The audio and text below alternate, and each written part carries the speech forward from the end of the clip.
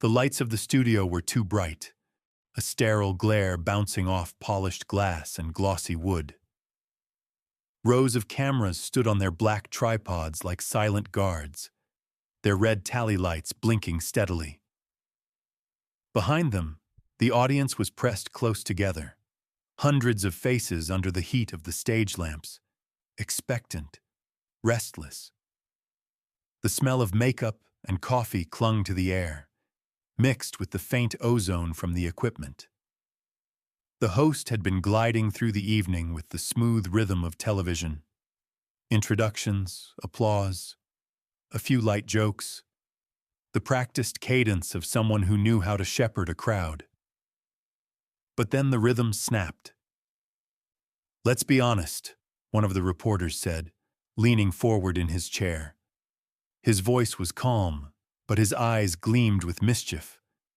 The microphone in his hand caught the room like a net. He turned to Seagal, seated stiffly at the center of the couch. "You're not really a fighter. You're an actor who pretended on screen." The words hit the room like glass shattering. The applause machine cut off. The laughter froze. A hush rolled across the audience, a hush so complete that the buzz of the studio lights could be heard. Someone coughed too loudly in the back row. A few nervous laughs fluttered, but they died quickly. Even the producers, visible through the glass of the control booth, froze mid-gesture. This wasn't scripted. Seagal closed his eyes for a fraction of a second. The lids pressed tight as if holding something back. His hands, heavy on his thighs, flexed once. When he opened his eyes again, they looked darker, heavier, as though a storm had passed across them. He didn't answer immediately. His silence became its own spectacle. The reporter smirked at the tension, sensing the cameras had turned his way. He leaned back, the posture of a man enjoying his own gamble. "Come on," he said, chuckling nervously. "Tell us. How many of your tricks were real?" A ripple of reaction moved through the audience, half shocked, half entertained. The laugh carried an edge, a cruelty that demanded Seagal defend himself or collapse under the weight of it. The camera cut suddenly to the man seated one chair away, Chuck Norris. Unlike Seagal, Norris's face showed no flicker of irritation, no forced smile, no strain. His expression was steady, almost serene, the kind of stillness that carried weight precisely because it refused to move. His eyes, fixed on the reporter, didn't blink. The calm was unnerving. It made the jab land differently. In that moment, the room seemed to shift. The audience felt it, though no one spoke. The insult wasn't just hanging in the air anymore. It had been delivered into a space where silence was dangerous. People leaned forward, drawn by the tension between three men: the smirking reporter, the insulted Seagal, and the silent Norris. On Seagal's face, the struggle was visible. Pride fought with restraint. His lips pressed thin, jaw clenching so tightly the muscles trembled. He wanted to bite back, but some deeper instinct, maybe survival, maybe discipline, held him. The pause made him look both dignified and vulnerable at the same time. The reporter sensed his advantage. He let out a laugh that wasn't just nervous anymore. It was victorious. He was provoking, pushing, using Seagal's silence as fuel. His eyes flicked again toward Norris, almost daring him to intervene.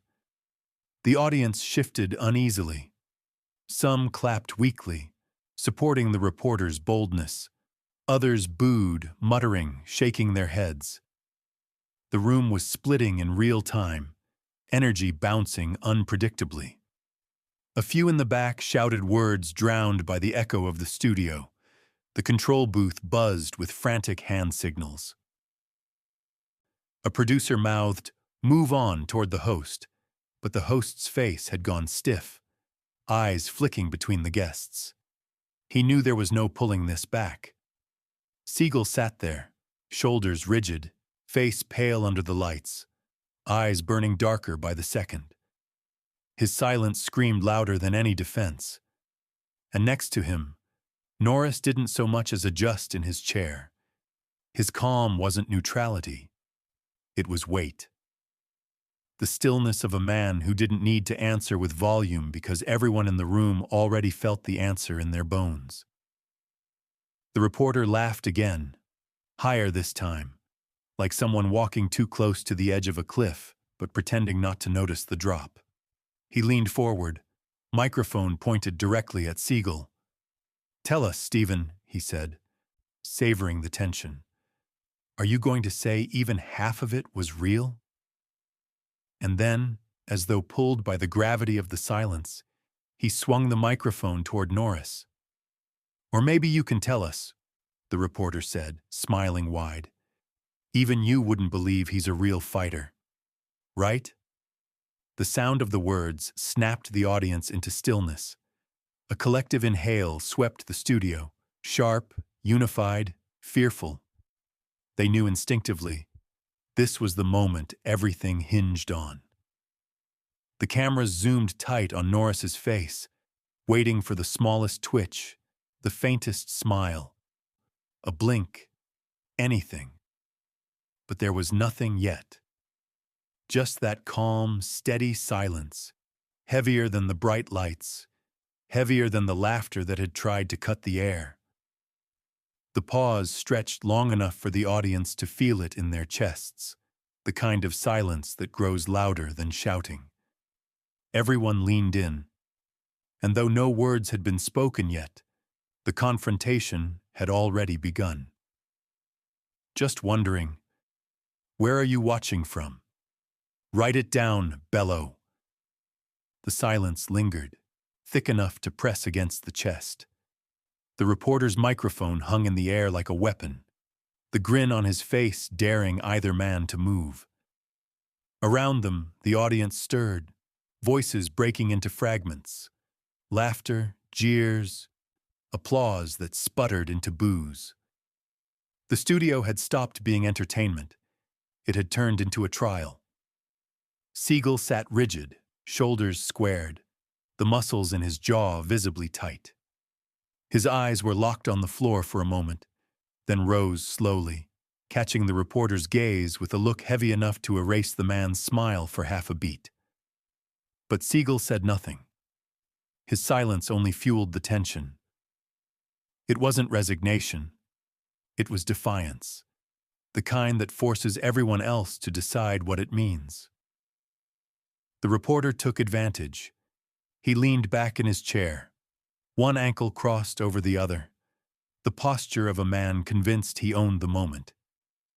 He turned slightly, flashing his grin toward the cameras, basking in the uneasy applause from a corner of the audience. His self-satisfaction was palpable. A man who believed that by poking hard enough, he could make legends bleed in public. Chuck Norris hadn't moved. The weight of his stillness was beginning to eclipse everything else. The audience felt it, leaning forward, whispering. He wasn't smiling. He wasn't frowning.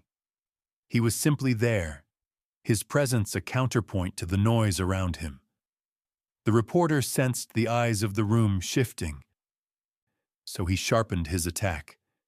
He swung the microphone toward Norris and pressed again, his voice louder this time.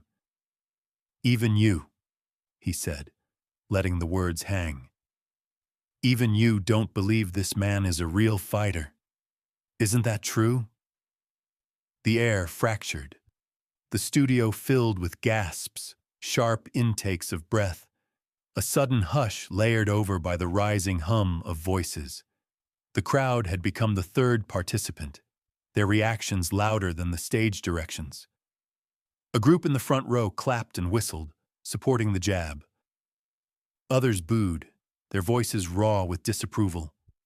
The clash of reactions built into a storm, and the reporter smiled wider, feeding on it. Seagal's face darkened. He didn't lash out. But the tension in his shoulders betrayed the effort it took to stay still. His pride was on the line, his body screaming for a retort, yet he chose restraint.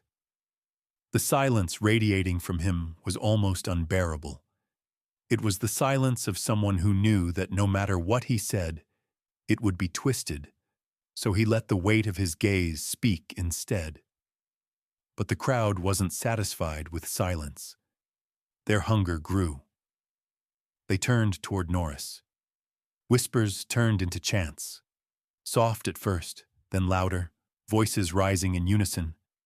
Answer. Answer. They wanted him to break the tension, to pick a side, to strike not with fists but with words. The host shifted uneasily in his seat, clutching his cue cards. The control booth flared with frantic hand signals, but none of it mattered. The cameras were fixed, locked tight on Norris. Every lens in the room seemed to say the same thing. We're waiting. The reporter chuckled nervously, though his eyes flickered with unease. He repeated louder this time. Come on, Chuck. Don't leave us hanging.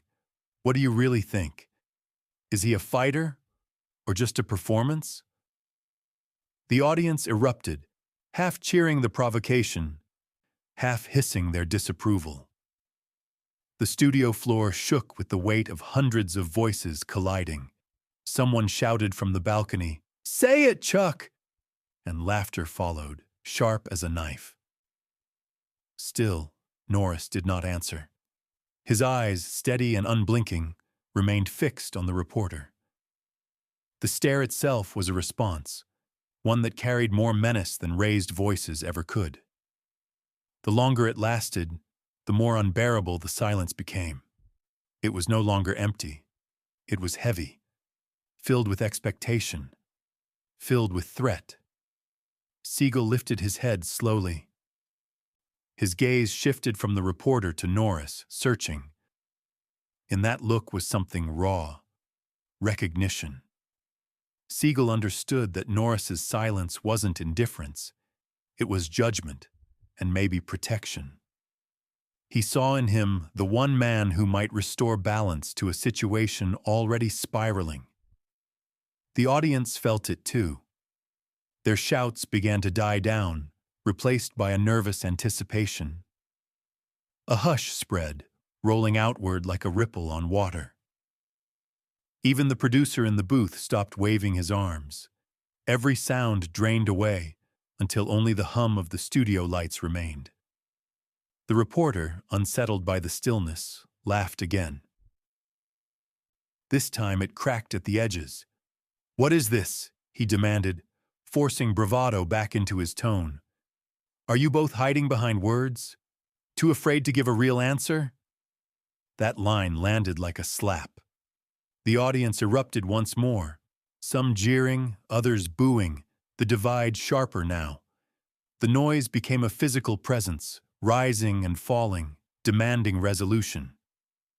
Norris finally shifted, just to lean forward, elbows resting on his knees, his eyes narrowing slightly. A faint smile tugged at the corner of his mouth, not amusement, but something colder. The camera caught it instantly, zooming tight. The room held its breath, and in that frozen second, before a single word left his lips, the moment became immortal. The image of Norris leaning forward with that quiet, cutting smile was enough to set the internet ablaze before the show had even gone off air. But the real answer was still hanging in the air, waiting to strike. The red tally light fixed on Chuck and refused to blink. A camera crane floated in slowly, lens hovering just above his shoulder for a close-up. In the control booth, someone whispered, "Hold on him," and the studio obeyed. The crowd felt it too. Something was about to break. The murmurs dropped into a taut hush. The reporter, suddenly giddy with attention, straightened in his chair. He flashed a grin toward the audience, but it didn't land. All eyes had shifted to Chuck. Even the host, fingers crumpling his cue cards, leaned back to give the camera a clearer angle. Beside them, Steven Seagal stayed motionless, chin tucked, eyes low, waiting for a change in the air. Chuck breathed once, slow. He lowered his gaze to his hands, flat on his knees, then raised it and locked on the reporter. The hush deepened. When he finally spoke, his voice was measured, almost conversational, yet it carried through the rafters. "I know one thing," he said. "Respect defines a fighter more than strikes." No flourish, no emphasis, just the line, placed like a stone in water. The reaction wasn't immediate applause. It was breath, sharp and collective, then a low murmur rippling through the rows. The words didn't satisfy hunger for spectacle, but they carried weight. People shifted in their seats as if adjusting to a truth they hadn't expected. Seagal's head rose. He turned to Chuck and held his eyes. Something in his expression eased. Not relief, not triumph, but recognition. For the first time that evening, he looked less alone. The reporter tried to snatch the moment back with a laugh that rang too high. "So that's it? Hiding behind words?" he said, gesturing for support. He drew scattered applause, some whistles, but no surge. The crowd was no longer his. From the balcony, someone shouted, "Say it, Chuck!" Another voice cut in angrily, "Don't dodge!" The audience had become part of the duel, their voices clashing like waves. The host muttered half a segue, but his teleprompter sat frozen, useless. The producers behind the glass gestured frantically, then gave up. Seagal exhaled, his shoulders dropping slightly. His eyes didn't move from Chuck. Whatever else was happening, he had found the only anchor in the room. The reporter pressed harder. "Respect? That's not an answer. People want to know what's real." His words trembled with impatience, more plea than command. A boom operator inched his mic toward Chuck. The pole quivered. A dolly camera crept closer until Chuck's face filled the monitors, lights catching in his pupils, the faint gray stubble along his jaw. The audience fractured further. Some clapped at the word respect, grateful for substance. Others hissed, impatient for spectacle. The room was split into two hungers, blood and dignity. Chuck stayed still. He let the storm churn and then recede on its own. Only when the noise thinned did he lean forward, elbows on his knees, and speak again. "You're confusing attention with truth," he said. Quiet, deliberate. Not the same thing. This time applause broke quickly, layered with boos. The mix shook the walls. The crowd wasn't united, but they were fully awake. The reporter forced a grin. "Then answer straight," he snapped, microphone thrust forward. "Is he a fighter or not?" The command booth mouthed cut to break, but even they held off. The room wanted the answer. Seagal's fists unclenched slowly on his knees. He wasn't smiling, but the tension in his face eased, as if he'd been waiting for someone else to carry the weight. The silence stretched again, thicker than before. Someone in the front row shifted nervously.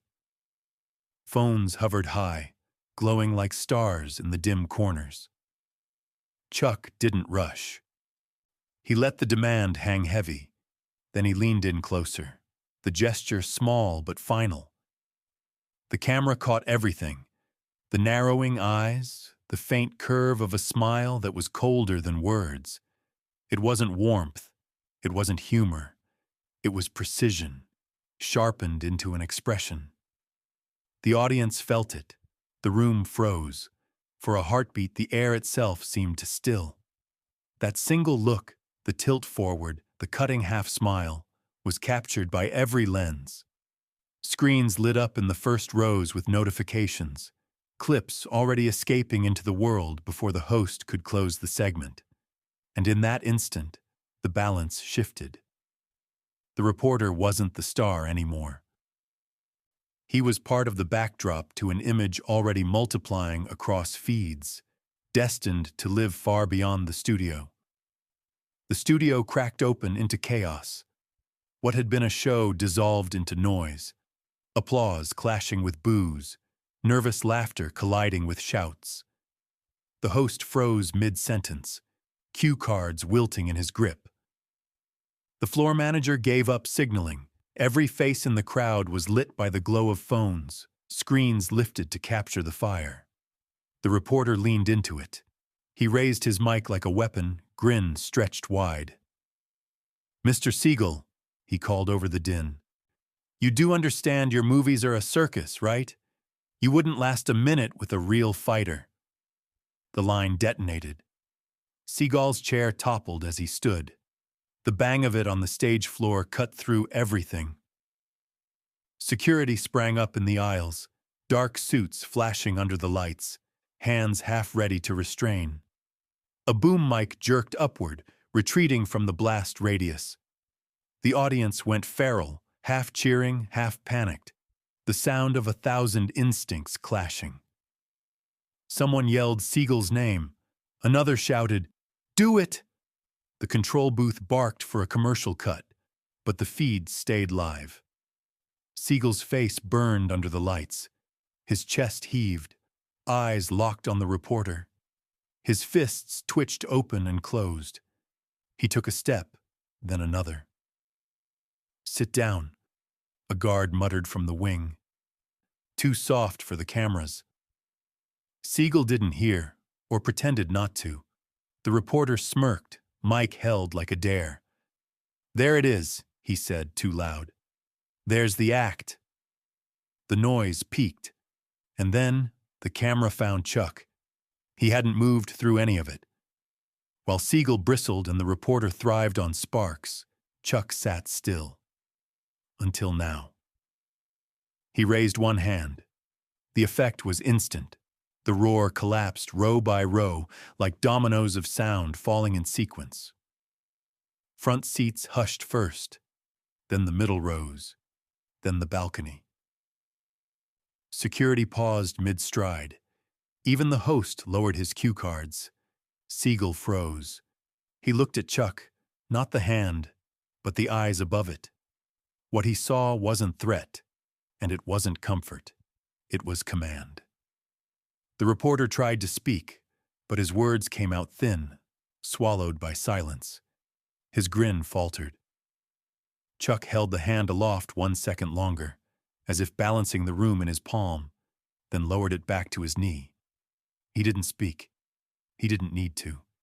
Visually, the contrast was brutal. The reporter, loud, leaning forward, his voice breaking with effort. Seagal, rigid, chest heaving, seconds from boiling over. And Chuck, quiet, immovable, the calm center of a storm. The audience obeyed the silence. People sat back down without realizing. Phones lowered. The tension didn't vanish, it thickened, but it was ordered now, contained by something heavier than noise. Seagal's fists loosened. He remained standing, but stopped advancing. His jaw twitched once, then stilled. He was still burning, but the fire no longer spilled. The reporter adjusted his tie, forcing a laugh. "We're just talking," he said, voice pitched too high. "It's only television." He wanted the crowd back on his side, but the faces staring at him weren't laughing. Chuck's gaze slid toward him, slow as a door closing. It wasn't anger.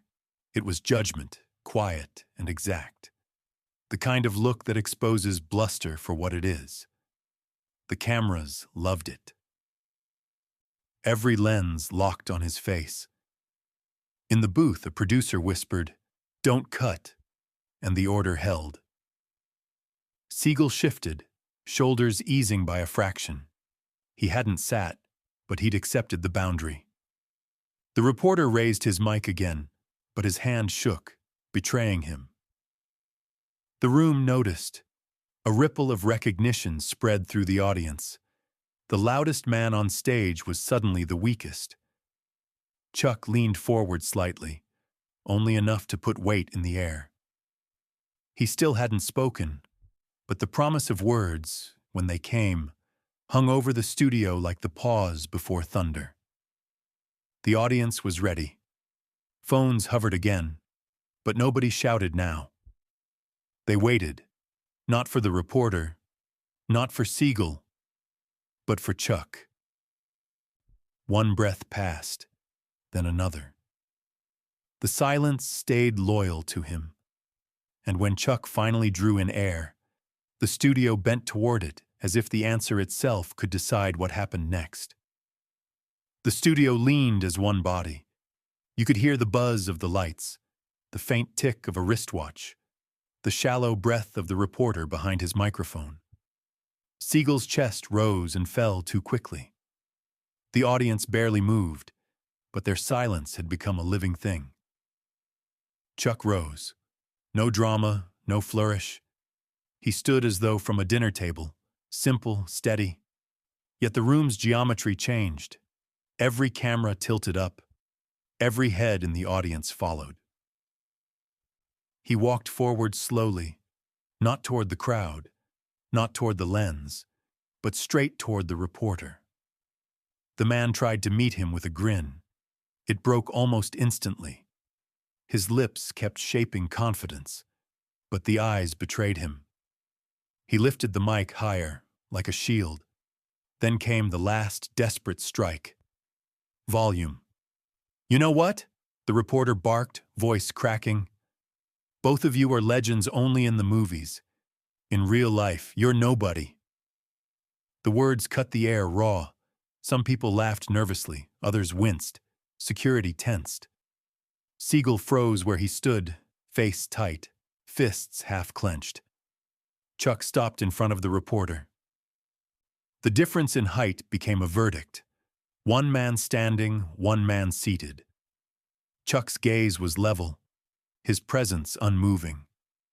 The silence after those words was unbearable. He spoke softly, but the room leaned to catch it.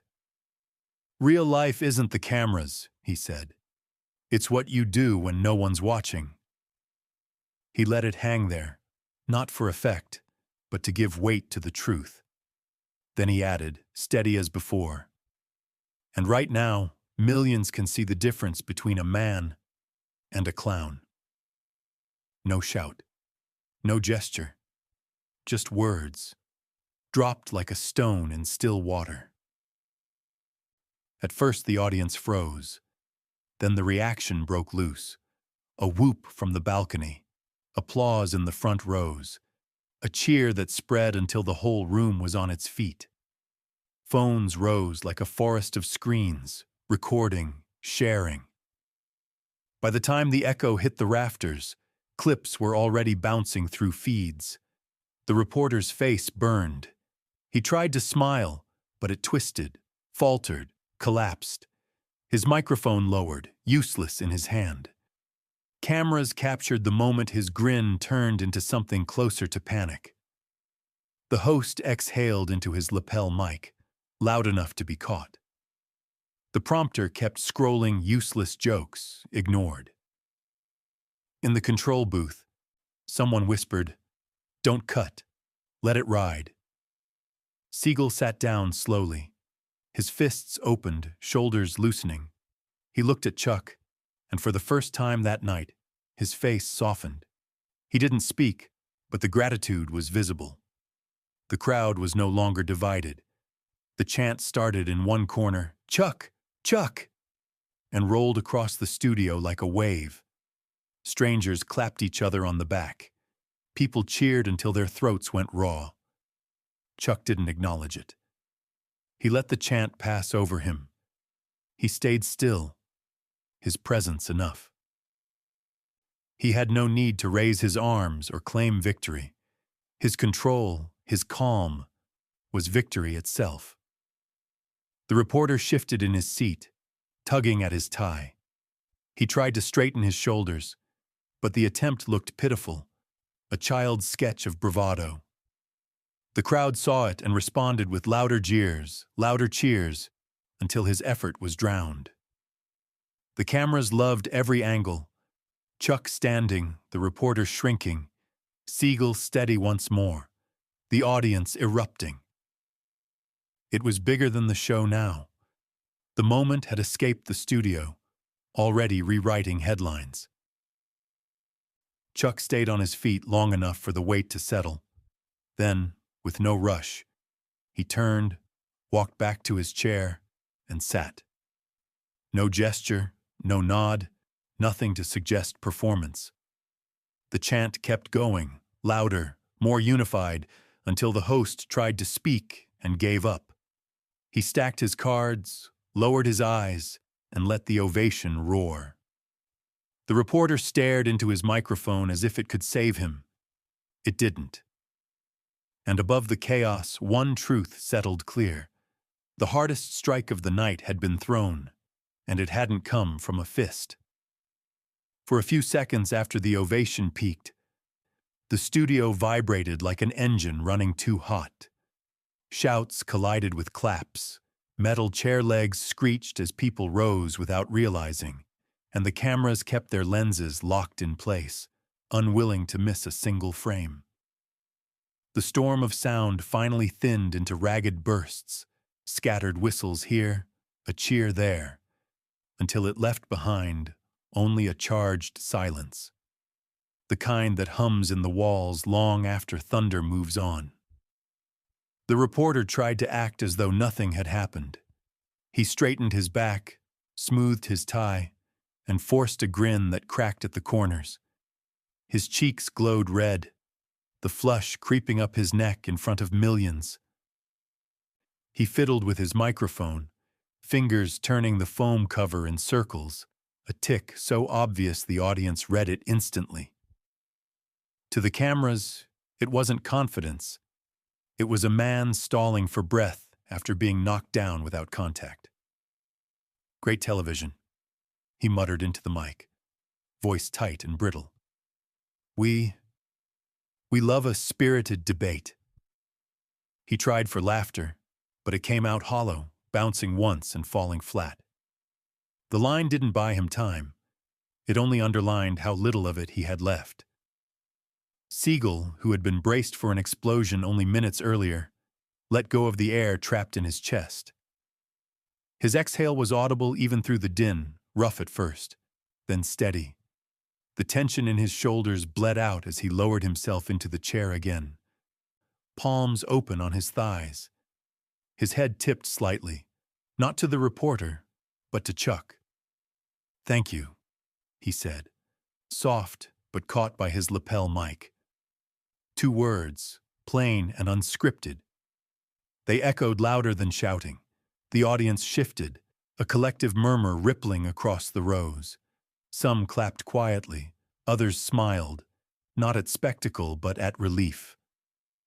A woman dabbed her eyes with a folded program.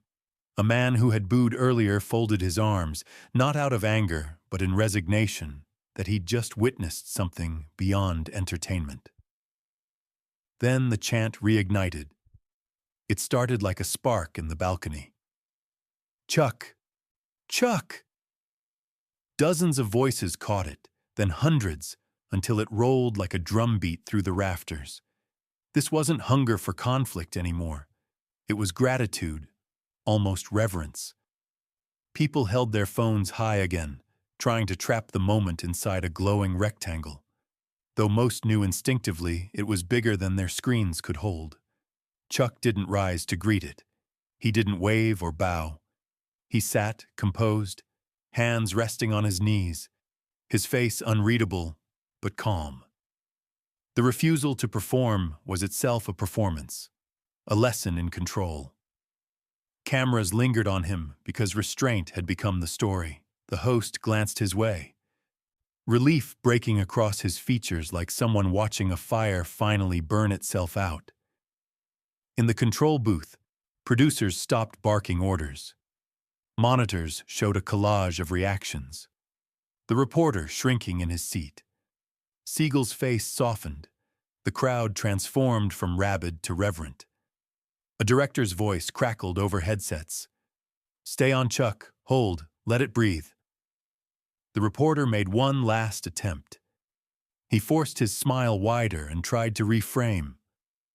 "Strong opinions on all sides," he said, lifting the microphone again. His tone wobbled. "We respect everyone here, of course." He trailed off, because even he could hear how false it sounded. The silence afterward was more brutal than booze. It was the silence of dismissal. His shoulders sank. For the first time all night, he stopped trying to sell anything. He shuffled the notes on his lap, papers he hadn't once used, and stacked them carefully, as though neatness might restore dignity. It didn't. The crowd, sensing the surrender, eased its roar into a softer rhythm. Applause came like a tide withdrawing. People sat back down. The room exhaled.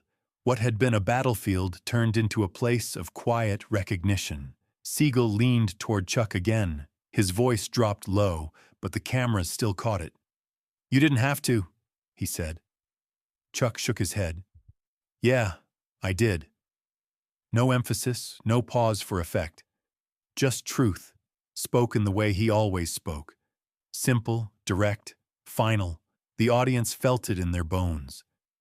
They began to clap again. Not in frenzy, but in rhythm, steady and unified. This wasn't celebration. It was agreement. In the wings, security loosened their stances. A boom operator let out a breath and flexed his cramping hands. A lighting tech feathered the brightness down a notch. The blinding glow that had made every bead of sweat visible now seemed unnecessary, even cruel. The host shuffled his cards once, then gave up and laid them flat. Headlines were already being written in real time. Chuck Norris drops line that silences reporter. The knockout wasn't a punch, it was a sentence.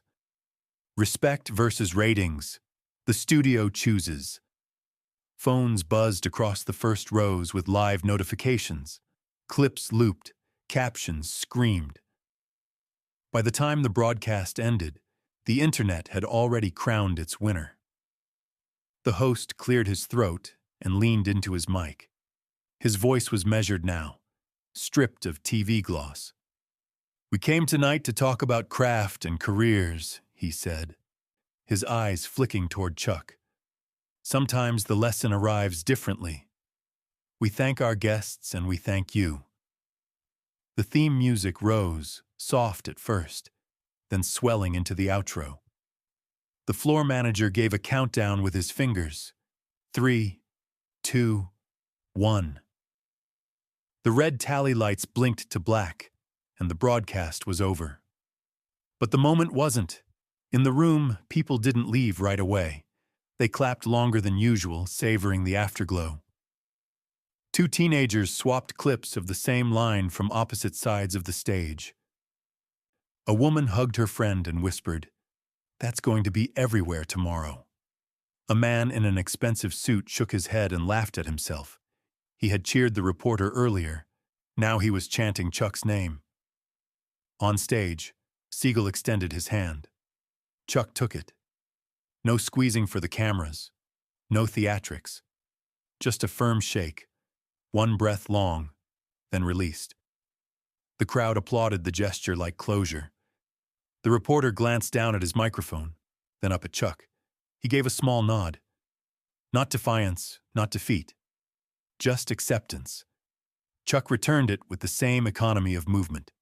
Even, balanced, done. When the last of the audience filtered into the night, the studio was stripped back to what it had been hours earlier. Cables coiled, chairs folded, the stage a bare platform. On a forgotten monitor, one frozen image lingered. Chuck seated again, composed, while the reporter stared at his useless microphone. No sound, no caption. Just a picture that already belonged to history.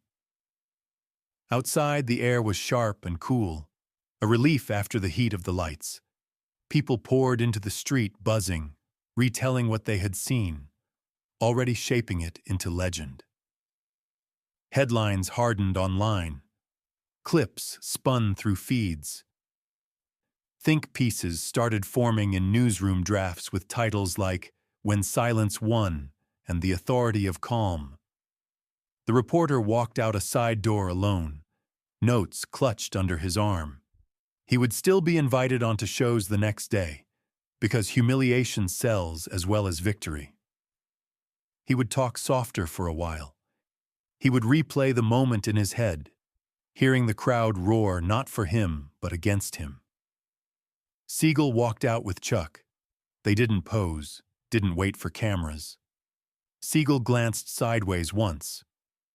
"That line will follow you forever," he said. Chuck shrugged. "Better than most things." They kept walking. No lights followed them. The applause was already behind them. What remained was the lesson. The hardest strike of the night wasn't a punch. It wasn't anger. It wasn't spectacle. It was a sentence, spoken calmly, and it landed harder than anything the audience had expected to see. And in living rooms across America, millions replayed it.